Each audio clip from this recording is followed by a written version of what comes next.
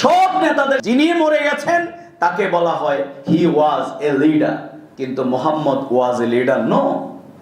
ব্রিটানিকাতে বলা হয়েছে যে Mohammad is a leader until destroy the world. পৃথিবীটা ধ্বংস না হওয়া পর্যন্ত পৃথিবীতে কোনো নবী আসবে না, কিন্তু পৃথিবীর মানব জাতির জন্য একজন নেতা থাকবেন, তিনি হচ্ছেন মুহাম্মদুর রাসূলুল্লাহ সাল্লাল্লাহু আলাইহি ওয়াসাল্লাম। আমরা জেলখানায় গিয়ে যখন সে জল্লাদদের সাথে দেখা হয়েছিল, জল্লাদেরা বলেছিল সব ফাঁসির আসামিদেরকে জোর করে ধরে টেনে নিয়ে ফাঁসির মঞ্চের দিকে আমরা নিয়ে যাই, আর আপনাদের নেতৃবৃন্দ আমাদের আগে আগে দৌড়িয়ে ফাঁসির মঞ্চের দিকে গিয়েছে। কারণ তারা বলেছে আমরা যত দ্রুত এই ফাঁসির রশি আমাদের গলায় উঠবে তত দ্রুত আল্লাহর সাথে আমরা মিলিত হব। যারাই আজকের এই সমাজকে পাল্টাতে চায়, তাহলে সবার আগে সেই দল সেই মানুষগুলোকে সততার দৃষ্টান্ত স্থাপন করতে হবে। আসসালামু আলাইকুম রাহমাতুল্লাহি ওয়া বারাকাতুহু। আলহামদুলিল্লাহি রাব্বিল আলামিন, ওয়াসসালাতু ওয়াসসালামু আলা সাইয়্যিদিল মুরসালিন ওয়া আলা আলিহি ওয়া আসহাবিহি আজমাইন। আউযু বিল্লাহি মিনাশ শাইতানির রাজীম। বিসমিল্লাহির রহমানির রহিম। লাকাদ কানা লাকুম ফি রাসূলিল্লাহি উসওয়াতুন হাসানাহ। সাদাকাল্লাহুল মাওলানাল আযীম। আমাদের প্রিয় নবী সরদারে দু আলম মুহাম্মদ রাসূলুল্লাহ সাল্লাল্লাহু আলাইহি সাল্লামের জীবন আদর্শকে নিয়ে আজকের এই সিরাতুন নবী আলোচনা সভার আয়োজন করেছেন বাংলাদেশের গণমানুষের সংগঠন বাংলাদেশ জামাত ইসলামী মোহাম্মদপুর পূর্ব থানা কর্তৃক আয়োজিত এই আলোচনা সভার সংগ্রামী সভাপতি, সম্মানিত শ্রদ্ধেয় ওলামায়ে কেরাম, সুধী মণ্ডলী, আমার শ্রদ্ধেয় সম্মানিত ভাই এবং বোনেরা, আমাদের আগামী দিনের অগ্রজ, আমাদের কচিকাঁচা শিশু এবং সাংবাদিক বন্ধুগণ, আমরা আল্লাহ তাআলার শুকরিয়া আদায় করছি যে মহান পরওয়ারদিগার আমাদেরকে আজকের এই সুন্দর আয়োজনে একত্রিত হওয়ার তৌফিক দিয়েছেন। এই জন্য আমরা কালেমাতুশ শুকর আদায় করছি, আলহামদুলিল্লাহ। এই হল রুমে আল্লাহ রাসূল সাল্লাল্লাহু আলাইহি সাল্লামের সিরাত নিয়ে আলোচনা হবে, এটা ছিল কল্পনার বাহিরে। কারণ এই দেশে আল্লাহ এবং তার রাসূলের আলোচনা যারা করতে যাবে তাদেরকে এখানে জঙ্গি হিসেবে আখ্যায়িত করতো এই সরকার। বিগত দাড়িওয়ালা টুপিওয়ালারা ছিল সবচেয়ে সমাজের নিগৃহীত জঙ্গি মানুষ। শহীদ আল্লামা দেলোয়ার হোসেন সাঈদী, যার আলোচনা শুনে, যার কথা শুনে, যার কোরআনের বয়ান শুনে, আল্লাহ রাসূলের এই সিরাতের বর্ণনা তার মুখে শুনে অসংখ্য মানুষেরা এই জনপদে কিন্তু তারা নামাজ ধরেছে, তারা ইসলামের পতাকা তলে শামিল হয়েছে। আমাদের মা বোনেরা তার এই ছোট্ট ছোট্ট বক্তব্য শুনে ইসলামকে বুঝতে পেরেছে, তাদের পরিবারকে ইসলামের আলোকে গড়বার জন্য নির্দেশনা এখান থেকে গ্রহণ করেছে। সে মানুষটিকে দীর্ঘ 12টি বছর এই সরকার নির্যাতন চালিয়েছে, সর্বশেষ তাকে বিনা চিকিৎসায় তাকে মৃত্যুর দিকে ঠেলে দিয়েছে। আমরা আল্লাহর কাছে দোয়া করি আল্লাহ তাআলা এই সমস্ত শহীদ যারা আজকের এখানে আমাদেরকে বসবার মতো সুযোগ করে দিয়েছে, যাদের ত্যাগের কারণে, শাহাদাতের কারণে, যাদের আহত এবং পঙ্গুত্বকে বরণ করে নিয়েছেন, বুলেটকে বরণ করেছে কিন্তু নতি স্বীকার করে নাই, আল্লাহ তাআলা সেই শহীদদেরকে শাহাদাতের সর্বোচ্চ মর্যাদা দান করুন, আমিন। আল্লাহ রাসূল সাল্লাল্লাহু আলাইহি সাল্লাম তিনি মানুষের জন্য কাজ করেছেন, ওমা আরসালনাকা ইল্লা রাহমাতাল লিল আলামিন। সুবহান। তিনি সবার জন্য উদার ছিলেন, তিনি সবাইকে ভালোবাসতেন। তিনি এই সমাজকে সকল পঙ্কিলতা মুক্ত একটি সমাজ বিনির্মাণের জন্য তিনি প্রচেষ্টা চালিয়েছেন, কিন্তু তিনি মানবতার সামনে সবার আগে তার পরিচয় হিসাবে স্থাপন করেছেন। মানুষ তাকে লকব দিয়েছেন কি? আল আমিন আস-সাদিক। এই জন্য যারাই আজকের এই সমাজকে পাল্টাতে চায়, তাহলে সবার আগে সেই দল সেই মানুষগুলোকে সততার দৃষ্টান্ত স্থাপন করতে হবে। সম্মানিত ভাইরা আমার, তাই মানবতার জন্য এই উদারতা, এই ভালোবাসা, এই ইতিহাস যদি আপনি তৈরি করতে পারেন, তাহলে আমরা বিশ্বাস করি এই সমাজ সত্যি সোনার বাংলাতে পরিণত করা সম্ভব।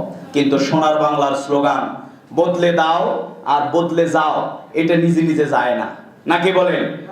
বদল করতে হলে নিজেকে কিছু কাজ করতে হবে। এই কোরআনের আদর্শের কাছে আমাদেরকে যেতে হবে, আমাদেরকে কোরআন বুঝতে হবে, কোরআন পড়তে হবে, কোরআনের আলোকে সমাজ গড়তে হবে। এই তিন কথার সাথে একমত কারা কারা, তারা হাত তুলে দেখান।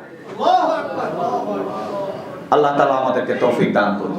এই মানবতার জন্য আল্লাহ তাআলা এই কিতাব দিয়েছেন, আর গাইড মাস্টার হিসেবে দিয়েছেন মুহাম্মদুর রাসূলুল্লাহ সাল্লাল্লাহু আলাইহি সাল্লাম। এই জন্য পৃথিবীর সব নেতাদের সাথে বলা হয়, যিনি মরে গেছেন তাকে বলা হয় হি ওয়াজ এ লিডার, অমুক ওয়াজ এ লিডার, কিন্তু মুহাম্মদ ওয়াজ এ লিডার নো। ব্রিটানিকাতে বলা হয়েছে যে Muhammad is a leader until destroy the world. পৃথিবীটা ধ্বংস না হওয়া পর্যন্ত পৃথিবীতে কোনো নবী আসবে না, কিন্তু পৃথিবীর মানব জাতির জন্য একজন নেতা থাকবেন, তিনি হচ্ছেন মুহাম্মদুর রাসূলুল্লাহ সাল্লাল্লাহু আলাইহি সাল্লাম। সুবহানাল্লাহ। যারা মনে করেছিল এই 27 নম্বর থেকে যারা গোটা বাংলাদেশকে জিম্মি করেছে, আল্লাহ তাআলা যে কোরআন শরীফে বলেছেন উনজুরু কাইফা কানা আকিবাতুল মুকাজ্জিবিন, পৃথিবীতে যারা উদ্যততা প্রদর্শন করেছে সেই মিথ্যাবাদীদের ইতিহাস তোমরা দেখো। আমার মনে হয় আজকে 27 নম্বরের আওয়ামী লীগের এই কার্যালয় গণভবনের দিকে তাকালে আল্লাহর কোরআনের এই আয়াতের বাস্তবতা আমরা খুঁজে পাই। যারা আলেমদেরকে হত্যা করেছিল, ফাঁসি দিয়েছিল, শহীদ মাওলানা মতিউর রহমান নিজামের মতো, আলী হাসান মোহাম্মদ মুজাহিদের মতো এরকম সৎ মানুষ মন্ত্রীদেরকে, যারা একটি দুর্নীতিমুক্ত বাংলাদেশ যারা চেয়েছিল, যারা বাংলাদেশ ইসলামী ব্যাংকিং ব্যবস্থার প্রবক্তা হিসাবে মীর কাসেম আলী, কামরুজ্জামান, আব্দুল কাদের মোল্লা যারা প্রচেষ্টা চালিয়েছিল, কিন্তু তাদেরকে হত্যা করে তাদের উপরে নির্যাতন চালিয়ে জামাত ইসলামের উপরে ইতিহাসের সবচেয়ে বড় নির্যাতন নিষ্পেষণ সব আপনি চালিয়েছিলেন। শেষ পর্যন্ত আপনি আন্দোলনকে দমন করবার জন্য আপনি জামাত ইসলামী ছাত্র শিবিরকে আইনি প্রক্রিয়ায় নিষিদ্ধ করেছেন। জামাত ইসলামীকে জনতা বুকে টেনে নিয়েছে, আপনাকে দেশ থেকে বিতাড়িত করেছে। কিন্তু আপনি মনে করেছেন পালিয়ে গিয়ে বেঁচে থাকবেন, না, বাঁচতে পারবেন না। এটি আল্লাহর আইন।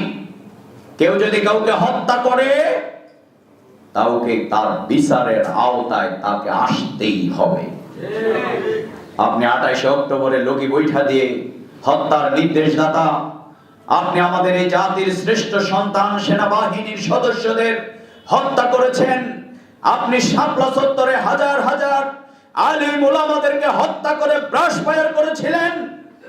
আপনি আমাদের যুদ্ধ অপরাধের বিচারের নামে আমাদের নেতৃবৃন্দকে আপনি হত্যা করেছেন। আপনি সর্বশেষ কয়েক হাজার ছাত্র জনতার উপরে গুলি চালিয়েছেন, শিশুকে হত্যা করেছেন, 90 বছরের বৃদ্ধকে হত্যা করেছেন। প্রতিটি হত্যার জন্যই এই দেশে বিচারের কাঠগড়ায় দাঁড় করানো হবে।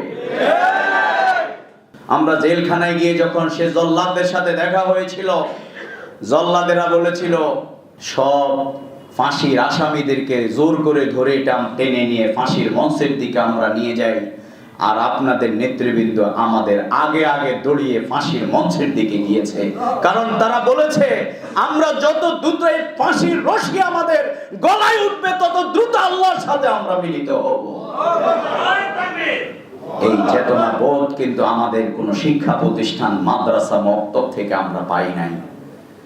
এই প্রতিষ্ঠান থেকে আমরা যার আদর্শকে অনুসরণ করার মাধ্যমে এটি পেয়েছি, তিনি হচ্ছেন unparalleled personality of the world, last prophet মুহাম্মদুর রাসূলুল্লাহ সাল্লাল্লাহু আলাইহি ওয়াসাল্লাম।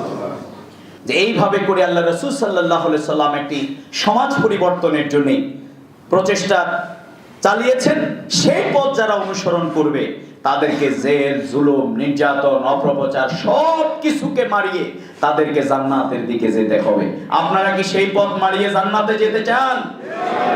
Our next visionary leader and honest leadership, our next ideology, the life biography of Muhammad Rasulullah sallallahu alaihi wasallam, and we should need আমাদের সেই কোরআনকে যদি আমরা অনুসরণ করতে পারি, আল্লাহর কাছে সে তৌফিক কামনা করে আমার কথা শেষ করছি। দীর্ঘ সময় ধরে আপনারা ধৈর্য ধরে কথা শুনেছেন, এই জন্য আল্লাহর শুকরিয়া আদায় করে আপনাদেরকে ধন্যবাদ জানিয়ে আমার আলোচনা এখানেই শেষ করছি। সুবহানাকাল্লাহুম্মা ওয়া বিহামদিক, আশহাদু আল্লা ইলাহা ইল্লা আনতা, আস্তাগফিরুকা ওয়া আতুবু ইলাইক। আসসালামু আলাইকুম ওয়া রাহমাতুল্লাহি ওয়া বারাকাতুহু।